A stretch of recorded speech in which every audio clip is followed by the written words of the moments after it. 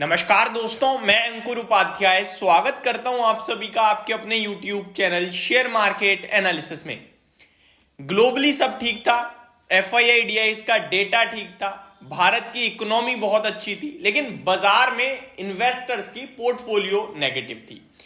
वो कभी भी हो सकती है, कैसे भी हो सकती है, कोई भी रीजन हो सकता है। रीजंस की बात करें तो वो छोटे मोटे थे कि भैया मार्च है, फाइनेंशियल ईयर का एंड है, लिक्विडिटी की कमी है, सेबी ने एक्शन लिए, आरबीआई ने एक्शन लिए, सब कुछ हो गया, बबल की खबर आ गई, सब कुछ हो गया, लेकिन निफ्टी ऊपर से गिरा तो 700 पॉइंट। ऐसे में आज बाजार तेज उछाल मारता हुआ दिख रहा है और जितना अभी तक घटा था ना उसका 50% सिंगल डे रिकवर कर गया है। 700 पॉइंट नीचे गया और अभी आप देखिए तो 300 पॉइंट ऊपर खड़ा है निफ्टी, ऑलमोस्ट 250 पॉइंट ऊपर है, माफ कीजिएगा। सेंसेक्स में आपके लिए 750 पॉइंट्स की तेजी है, निफ्टी 230 पॉइंट ऊपर है। स्मॉल कैप और मिड कैप इंडेक्स पे नजर डालें तो 2% स्मॉल कैप ऊपर है और मिड कैप भी ऑलमोस्ट 2% ऊपर है।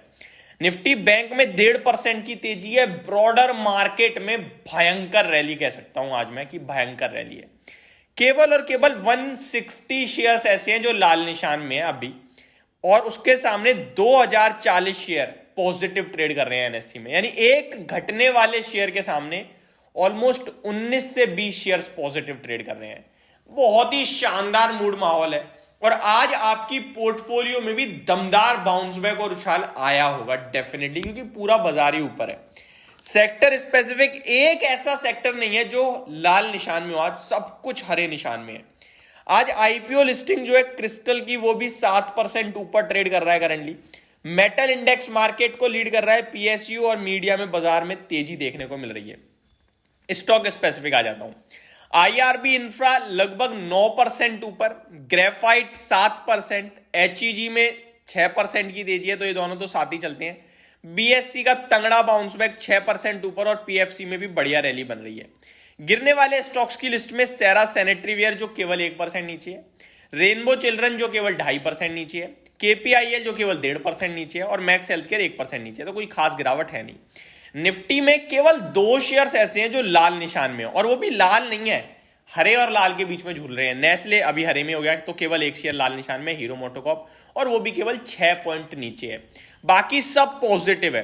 बीपीसीएल एनटीपीसी मार्केट को लीड कर रहा है, then Tata Steel, IndusInd Bank, Hindalco, ये आपके लिए तूफानी रफ्तार से भागते हुए दिख रहे हैं। तो ये तो मैंने बाजार का हाल बता दिया। अब सवाल उठता है ये तेजी के पीछे का कारण क्या है? जो तेजी के पीछे का कारण है वो है अमेरिका। आप सभी ने देखा अमेरिका बीते 2 ट्रेडिंग सेशन में, कल का हटा दो, कल का भी बात नहीं कर रहा, 400 पॉइंट ऊपर था और भारत के बाजार नीचे थे, तो वो एक तो एडजस्टमेंट होना था, कल भी मैंने कहा था।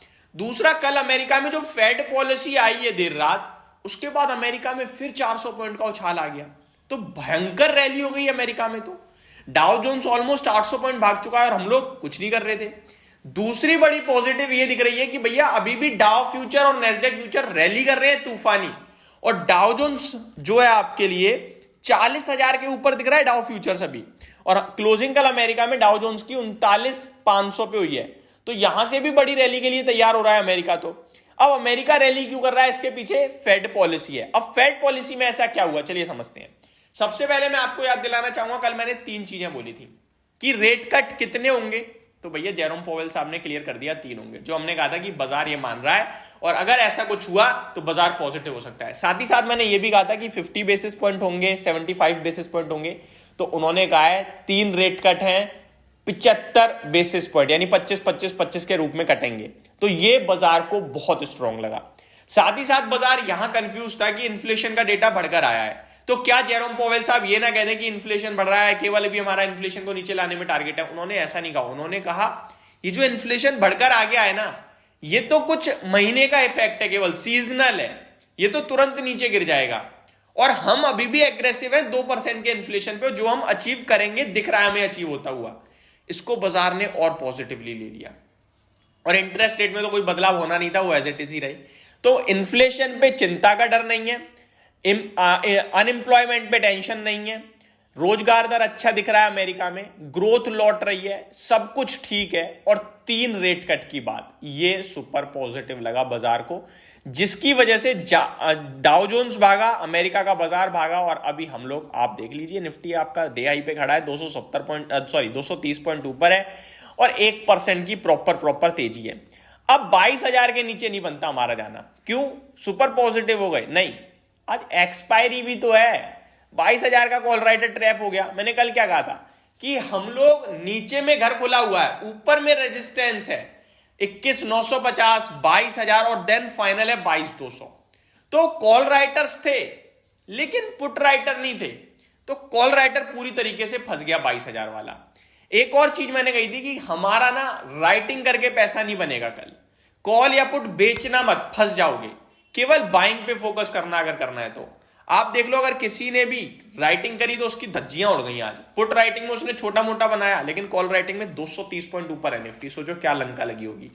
तो यही होता है, कभी कभार इवेंट से पहले थोड़े सही इंडिकेशंस आ जाएं और सही स्ट्रेटजी बन जाए तो पैसा बड़ा बच जाता है। देखिए, मार्केट में बनाना भी अच्छा है और बचाना भी अच्छा है। गलत डिसीजन से अच्छा है कि ना लिया जाए। तो यही मेरी तरफ से आपके लिए अपडेट आई थी।